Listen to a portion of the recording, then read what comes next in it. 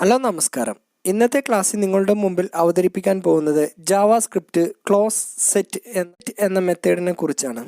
അതായത് ഇതെന്തിനാണ് ഉപയോഗിക്കുന്നതെന്ന് വെച്ചാൽ അത്ര ഇമ്പോർട്ടൻ്റ് ആയിട്ടുള്ളൊരു ഫംഗ്ഷനൊന്നുമല്ല.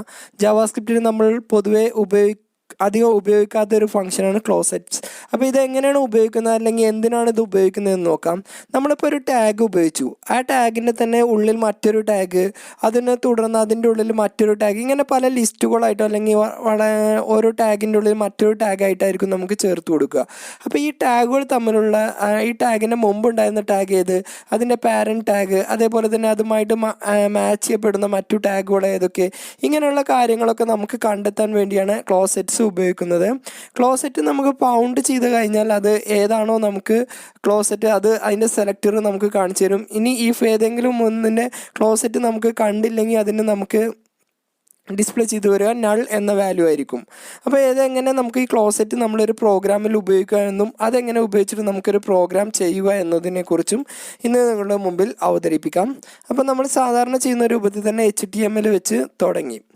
ഓക്കെ, അതിനുശേഷം നമ്മളിവിടെ വന്ന് ഒരു ഡിവ് ഇവിടെ ക്രിയേറ്റ് ചെയ്തു. ഓക്കെ, ഈ ഡിവിൻ്റെ ഉള്ളിൽ നമ്മൾ ഈ ഡിവ് എന്നുള്ള ടാഗിൻ്റെ ഉള്ളിൽ നമുക്ക് ഒരു ടെക്സ്റ്റ് നമുക്ക് ടൈപ്പ് ചെയ്ത് കൊടുക്കാം. ഞാനിതിന് സിമ്പിളായിട്ട് ഫസ്റ്റ് ഡിവ് എന്ന് ഞാനിതിൻ്റെ ഉള്ളിൽ ടെക്സ്റ്റ് ടൈപ്പ് ചെയ്തു. ഓക്കെ, എന്നിട്ട് ഈ ഡിവിൻ്റെ ഉള്ളിൽ തന്നെ ഞാൻ മറ്റൊരു ഹെഡിങ് ചേർത്ത് കൊടുക്കുകയാണ്. ഈ ഡിവിന് നമ്മൾ പ്രത്യേകം ചേർത്ത് കൊടുക്കുന്ന ID കൂടി ചേർത്ത് കൊടുക്കണം. അതായത് ഈ ഡിവ് ഏതാണോ അത് തിരിച്ചറിയാൻ വേണ്ടി ഞാനിതിന് ID div1 എന്ന് ID ചേർത്ത് കൊടുത്തു. ഓക്കെ, അതിനുശേഷം നമ്മൾ ഇതിൻ്റെ ഉള്ളിൽ നമ്മളൊരു ഹെഡിങ് H3 ചേർത്ത് കൊടുക്കണം. H3 എന്നുള്ള ടാഗ്, അതായത് ആദ്യത്തെ ടാഗിൻ്റെ ഉള്ളിലാണ്. ഓക്കെ, ഈ H3 എന്നുള്ള ടാഗിൻ്റെ ഉള്ളിൽ നമ്മൾ ഒരു ടെക്സ്റ്റ് ടൈപ്പ് ചെയ്ത് കൊടുക്കുകയാണ്. ഇതിന് നമ്മൾ ID ആയിട്ട് ചേർത്ത് കൊടുക്കുന്നത് ID =H എന്നാണ് ചേർത്ത് കൊടുക്കുന്നത്. ഓക്കെ, ഇതിൻ്റെ ഉള്ളിൽ നമ്മൾ ഹെഡിങ് ഇൻസൈഡ് ഡിവ് എന്ന് ചേർത്ത് കൊടുക്കുന്നുണ്ട്. എന്ത് വേണമെങ്കിലും ചേർത്ത് കൊടുക്കാൻ ഞാനിവിടെ ജസ്റ്റ് ഒരു മെസ്സേജ് ചേർത്ത് കൊടുത്തു. ഓക്കെ, ഈ ഹെഡിങ് നമ്മളിവിടെ വെച്ച് ക്ലോസ് ചെയ്തു. ഇനി അതിനുശേഷം നമ്മൾ മറ്റൊരു ഡിവ് കൂടി ക്രിയേറ്റ് ചെയ്യാണ്. അപ്പോൾ ഡിവ് എന്ന് ചേർത്ത് കൊടുത്തു. ഈ ഡിവിന് നമ്മളൊരു ID ചേർത്ത് കൊടുക്കണം. ID അതിനുശേഷം നമുക്കിവിടെ വന്ന് div2 എന്ന് ഞാൻ ഇതിന് ID ചേർത്ത് കൊടുത്തു. ഓക്കെ, ഇതിൻ്റെ ഉള്ളിൽ നമ്മൾ മറ്റൊരു വാല്യൂ കൂടി ചേർത്ത് കൊടുക്കുകയാണ്.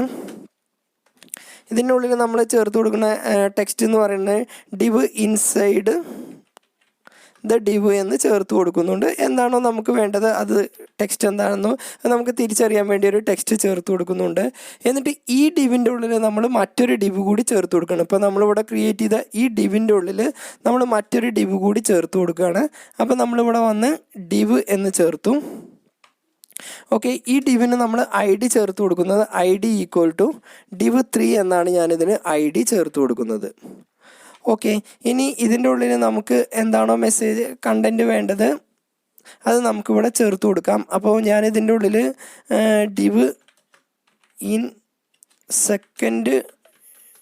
ഡിവ് ഇൻസൈഡ് എന്ന് ചേർത്ത് കൊടുക്കുന്നുണ്ട്. ചോയ്സാണ്, എന്ത് വേണമെങ്കിലും ടെക്സ്റ്റ് നമുക്ക് ചേർത്ത് കൊടുക്കാം. നമുക്ക് എന്താണോ അത് കൊടുത്തതെന്ന് മനസ്സിലാകാൻ വേണ്ടി മാത്രമാണ്. അപ്പോൾ ഞാൻ ഇത്രയും കൊടുത്തത് ഒന്നും കൂടി എക്സ്പ്ലെയിൻ ചെയ്യാം. ഫസ്റ്റ് നമ്മളൊരു ഡിവ് ക്രിയേറ്റ് ചെയ്തു. ഓക്കെ, അതിൻ്റെ ഉള്ളിൽ നമ്മളൊരു ടെക്സ്റ്റ് നമ്മൾ ചേർത്ത് കൊടുത്തു, ഫസ്റ്റ് ഡിവ്. ഇതിൻ്റെ ഉള്ളിൽ നമ്മളൊരു ഹെഡിങ് ക്രിയേറ്റ് ചെയ്തു. ആ ഹെഡിങ് ഇവിടെ തന്നെ വെച്ച് ക്ലോസ് ചെയ്തു. ഇതിൻ്റെ ഉള്ളിൽ നമ്മൾ മറ്റൊരു ഡിവ് ക്രിയേറ്റ് ചെയ്തു, div2 എന്നത് വെച്ചിട്ട്. ഓക്കെ, ഈ ഡിവ് നമ്മൾ ഇതിൻ്റെ ഏറ്റവും അവസാനത്ത് കൊണ്ടുപോയിട്ടാണ് ക്ലോസ് ചെയ്യുന്നത്.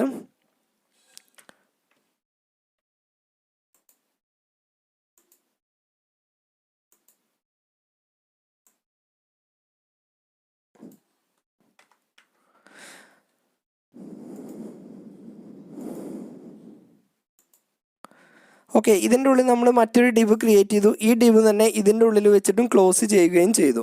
ഓക്കെ, ഇത്രയും ചെയ്തതിന് ശേഷം നമുക്കിതിൻ്റെ താഴെ നമുക്ക് സ്ക്രിപ്റ്റ് ഓപ്പൺ ചെയ്യാം. അപ്പോൾ ഞാനിവിടെ വന്ന് സ്ക്രിപ്റ്റ് എന്ന് ചേർത്ത് കൊടുത്തു.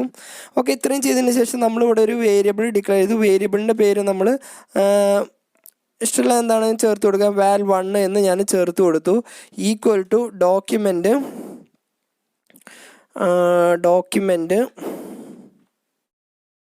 Dot get element by I D. അതായത് നമുക്കതിൻ്റെ ഏതാണോ ഐ ഡി അത് നമുക്കിവിടെ ആക്സസ് ചെയ്തെടുക്കണം. Get element by I D എന്നിട്ട് ബ്രാക്കറ്റ് ഇടുന്നതിന് ശേഷം നമുക്കിവിടെ വന്ന് div3, അതായത് div3ൻ്റെ എലമെൻറ്റ് ഏതാണോ അതിൻ്റെ ഐ ഡിയാണ് നമ്മളിവിടെ ആക്സസ് ചെയ്തെടുക്കുന്നത്. അത് ചേർത്ത് കൊടുത്തു. ഓക്കെ, അതിനുശേഷം നമുക്കിവിടെ വന്ന് ഒരു വേരിയബിൾ കൂടി ഡിക്ലെയർ ചെയ്തു. വേരിയബിൾ O1 എന്ന് ചേർത്ത് കൊടുത്തു. അതിനുശേഷം നമുക്കിവിടെ വന്ന് ഈക്വൽ ടു നമ്മളിവിടെ വന്ന് നേരത്തെ കൊടുത്തത് ഏതാണോ അത് നമുക്കിവിടെ ചേർത്ത് കൊടുത്തു. നമ്മളിവിടെ ഈ ഡിക്ലെയർ ചെയ്ത വാല്യൂ 1 എന്നുള്ളതാണ് നമ്മളിവിടെ ചേർത്ത് കൊടുക്കുന്നത്. അതിനുശേഷം നമുക്കിവിടെ വന്ന് ക്ലോസെറ്റ് എന്ന മെത്തേഡ് നമ്മളിവിടെ ചേർത്ത് കൊടുക്കുകയാണ്. ക്ലോസെറ്റ്സ് എന്ന് ചേർത്ത് കൊടുത്തതിന് ശേഷം ബ്രാക്കറ്റിൻ്റെ ഉള്ളിൽ ഡബിൾ കൊട്ടേഷനിലുള്ള ഐ ഡി ആയതുകൊണ്ട് നമ്മൾ എന്ത് ചെയ്യണം, ആഷ് ഇട്ടതിന് ശേഷം div1 എന്ന് ചേർത്ത് കൊടുത്തു. ഓക്കെ, അതിനുശേഷം ഇത്രയും ചെയ്തതിന് ശേഷം നമുക്കിതിൻ്റെ അടുത്തൊരു വേരിയബിൾ കൂടി ഡിക്ലെയർ ചെയ്യാം. ഇതിന് ഞാൻ O2 എന്ന് ചേർത്ത് കൊടുത്തു. ഈക്വൽ ടു നമ്മൾ നേരത്തെ ചെയ്ത പോലെ തന്നെ val1 ഡോട്ട് ക്ലോസെറ്റ്സ് എന്ന് ചേർത്ത് കൊടുത്തു. ബ്രാക്കറ്റ് ഓപ്പൺ ചെയ്തു. ഇതിൻ്റെ ഉള്ളിൽ നമ്മൾ 2 ഡിവിൻ്റെ പേരാണ് നമ്മൾ ചേർത്ത് കൊടുക്കുന്നത്. ഡിവ് കോമയല്ല, ജസ്റ്റ് div സ്പേസ് ഇട്ടതിന് ശേഷം div എന്ന് ചേർത്ത് കൊടുത്തു. ഇനി അടുത്തത് മൂന്നാമത്തേത് ഏതാണോ അത് നമുക്കിവിടെ ചേർത്ത് കൊടുക്കുക. വേരിയബിൾ ഡിക്ലെയർ ചെയ്തു. 03 എന്ന് ചേർത്ത് കൊടുത്തു. ഈക്വൽ ടു അതിനുശേഷം നമ്മളിവിടെ വന്ന് val1 എന്നിട്ട് ഇവിടെ വന്ന് ക്ലോസെറ്റ്സ് എന്ന് ചേർത്ത് കൊടുത്തു. അതിനുശേഷം ബ്രാക്കറ്റിൻ്റെ ഉള്ളിൽ ഡബിൾ കൊട്ടേഷൻ്റെ ഉള്ളിൽ div ഗ്രേറ്റർ ദാൻ div എന്ന് നമ്മളിവിടെ ചേർത്ത് കൊടുത്തു. ഓക്കെ, ഇത്രയും ചെയ്തതിന് ശേഷം നമുക്ക് നാലാമതൊരു വേരിയബിൾ കൂടി ഡിക്ലെയർ ചെയ്യാം. ഓക്കെ, അപ്പോൾ ഇവിടെ വന്ന് വേരിയബിൾ 4 എന്ന് ചേർത്തു. 04 എന്ന് നമ്മൾ ചേർത്ത് കൊടുത്തു. ഈക്വൽ ടു നമുക്ക് ഇതിൻ്റെ പേര് val1 എന്ന് ചേർത്ത് കൊടുത്തു.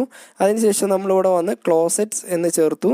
അതിനുശേഷം നമ്മളിവിടെ വന്ന് നോട്ട്, അതായത് നമ്മൾ ഹോവറൊക്കെ ഉപയോഗിക്കുന്ന അതേ രൂപത്തിലാണ് നമ്മളിവിടെ ചേർത്ത് കൊടുക്കേണ്ടത്. ഡബിൾ കൊട്ടേഷൻ്റെ ഉള്ളിൽ നമ്മൾ ഈ രൂപത്തിൽ കോളൻ ഇട്ടു. അതിനുശേഷം നമ്മളിവിടെ വന്ന് നോട്ട് എന്ന് ചേർത്ത് കൊടുത്തു. എന്നിട്ട് ബ്രാക്കറ്റിൻ്റെ ഉള്ളിൽ ഐ ഡി ആയതുകൊണ്ട് നമ്മളിവിടെ വന്ന് ആഷ് ഇട്ടതിന് ശേഷമാണ് ചേർത്ത് കൊടുക്കുന്നത്. ആഷ് അതിനുശേഷം div എന്ന് ചേർത്ത് കൊടുത്തു.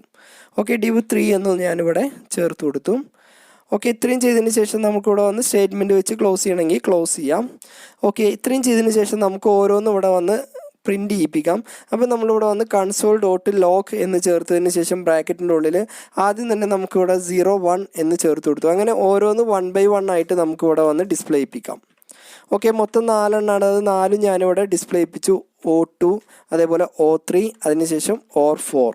ഓക്കെ, ഇത്രയും ചെയ്തതിന് ശേഷം നമുക്കിതൊന്ന് റണ്ണ് ചെയ്യിപ്പിക്കാം. അപ്പോൾ സാധാരണ നമ്മൾ റണ്ണ് ചെയ്യിപ്പിക്കുന്ന പോലെ തന്നെ റൈറ്റ് ക്ലിക്ക് ചെയ്തതിന് ശേഷം ഓപ്പൺ വിത്ത് ലൈവ് സെർവർ കൊടുത്തു.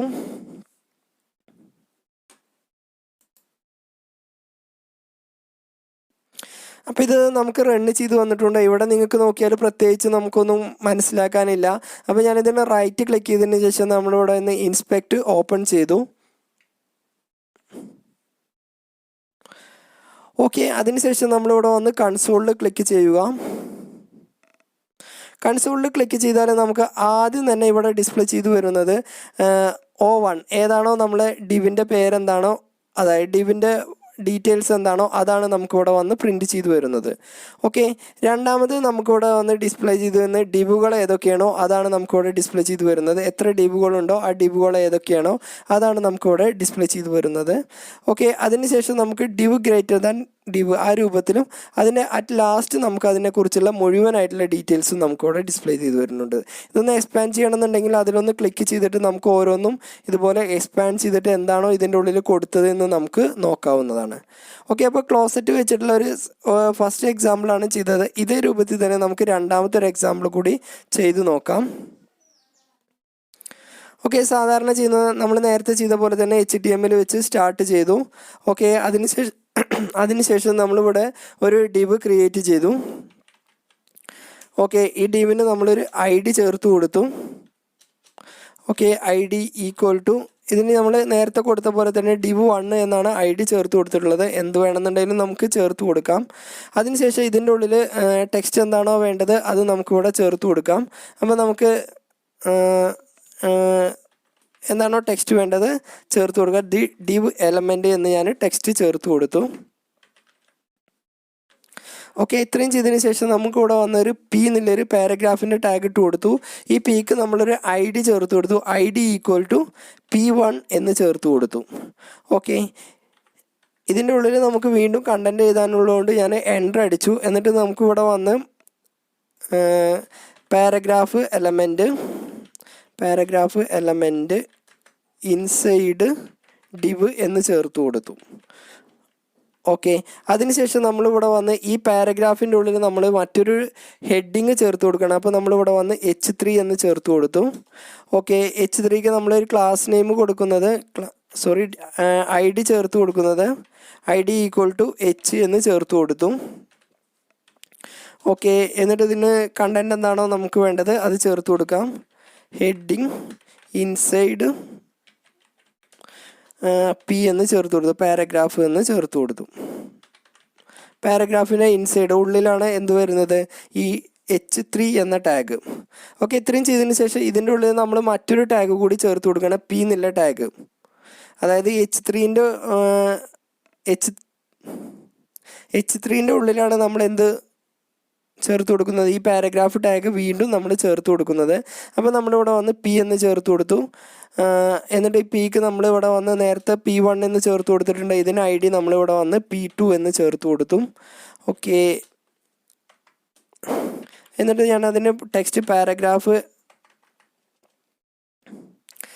ഞാനിവിടെ ചേർത്ത് കൊടുത്തു.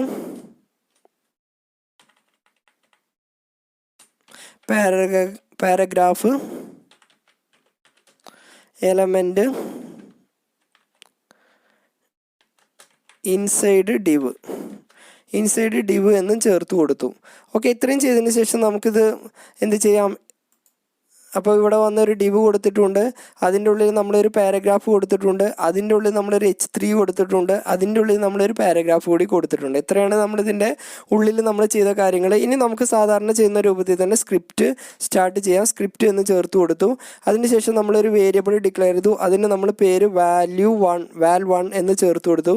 Equal to document dot get element by I D എന്ന് ചേർത്ത് കൊടുത്തു. Document dot get element by I D, എന്നിട്ട് ബ്രാക്കറ്റ് ഓപ്പൺ ചെയ്തു. ഇതിൻ്റെ ഉള്ളിൽ നമ്മൾ ഐ ഡി ആയിട്ട് ആക്സസ് ചെയ്യുന്നത് P2 ആണ്.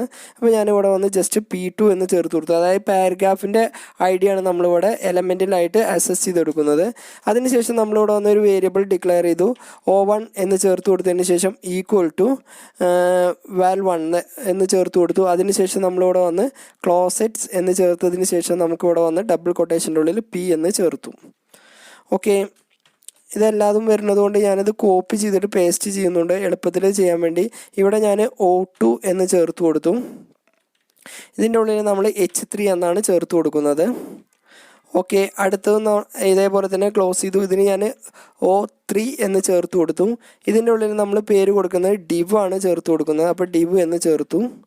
ഓക്കെ, അതിനുശേഷം നമ്മളിവിടെ വന്ന് ഇത്രയും മാത്രം നമുക്ക് പ്രിൻറ്റ് ചെയ്താൽ മതി. ഇനി ഓരോന്നും നമുക്ക് ഡിസ്പ്ലേ ചെയ്യിപ്പിക്കാം. അപ്പോൾ നമ്മളിവിടെ വന്ന് കൺസോൾ ഡോട്ട് ലോഗ് എന്നിട്ടതിന് ശേഷം ബ്രാക്കറ്റിൻ്റെ ഉള്ളിൽ നമുക്ക് ആദ്യം തന്നെ O1 എന്ന് ചേർത്തു.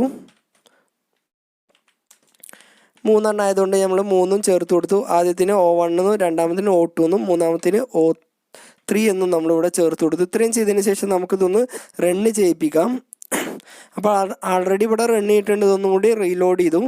ഓക്കെ, അപ്പോൾ നമുക്ക് ഈ രൂപത്തിൽ നമുക്ക് ഡിസ്പ്ലേ ചെയ്ത് വരും. അപ്പോൾ ഇതിൻ്റെ ഉള്ളിൽ എന്താണ് സംഭവിക്കുന്നത് എന്നുള്ളത് നമുക്ക് ഇവിടെ ഒന്ന് ചെക്ക് ചെയ്ത് നോക്കാം. ഓക്കെ, അപ്പോൾ ഇതിന് റൈറ്റ് ക്ലിക്ക് ചെയ്തതിന് ശേഷം ഇൻസ്പെക്റ്റിൽ ക്ലിക്ക് ചെയ്താൽ മതി. അപ്പോൾ ക്ലോസറ്റ് എങ്ങനെ വർക്ക് ചെയ്യുന്നു എന്ന് നമുക്ക് ഇവിടുന്ന് കണ്ടെത്താവുന്നതാണ്. ഓക്കെ, ഇവിടെ വന്ന് കൺസോളിൽ ക്ലിക്ക് ചെയ്യുക. ഓക്കെ, അപ്പോൾ നമ്മളിവിടെ വന്ന് ഫസ്റ്റ് ഡിവ് എന്ന് ചേർത്ത് കൊടുത്തിട്ടുണ്ട്. ഇതിൽ ജസ്റ്റ് ക്ലിക്ക് ചെയ്താൽ നമ്മൾ ആ ഡിവിൻ്റെ ഉള്ളിൽ എന്തൊക്കെ കാര്യങ്ങളാണോ ചേർത്ത് കൊടുത്തിട്ടുള്ളത് അത് കാണിച്ചു തരും. അതിൽ നമ്മൾ ആദ്യം തന്നെ ഡിവ് എലമെൻ്റ് എന്ന് കൊടുത്തിട്ടുണ്ട്. അതിൻ്റെ ഉള്ളിൽ നമ്മളൊരു പാരഗ്രാഫ് ഡിക്ലെയർ ചെയ്തിട്ടുണ്ട്. ഇതിൻ്റെ ഉള്ളിൽ നമ്മൾ H3 എന്നുള്ളൊരു വേരിയബിൾ ഡിക്ലെയർ ചെയ്തിട്ടുണ്ട്. ഇതൊന്ന് എക്സ്പാൻഡ് ചെയ്ത് കൊടുത്താൽ അതിൻ്റെ ഉള്ളിൽ നമ്മൾ കൊടുത്ത ഡീറ്റെയിൽസ് നമുക്ക് ഡിസ്പ്ലേ ചെയ്ത് വരും. അപ്പോൾ ഈ രൂപത്തിൽ നമ്മൾ ഓരോന്നിനെയും പാരൻറ്റ് വേരിയബിൾസ് ഏതൊക്കെയാണോ വരുന്നത് അതെങ്ങനെ കിടക്കുന്നു എന്നുള്ള കാര്യങ്ങളൊക്കെ നമുക്ക് കണ്ടെത്താനും അത് ഡിസ്പ്ലേ ചെയ്യിപ്പിക്കാനും വേണ്ടിയാണ് നമ്മൾ എന്ത് ഉപയോഗിക്കുന്നത്, ഡിവ് ക്ലോസെറ്റ് ഉപയോഗിക്കുന്നത്. അപ്പോൾ ക്ലോസെറ്റ് ഉപയോഗിച്ചിട്ട് നിങ്ങൾക്ക് ഇന്നത്തെ ക്ലാസ്സിൽ ചെയ്ത വർക്ക് നിങ്ങൾക്ക് മനസ്സിലായെന്ന് വിചാരിക്കുന്നു.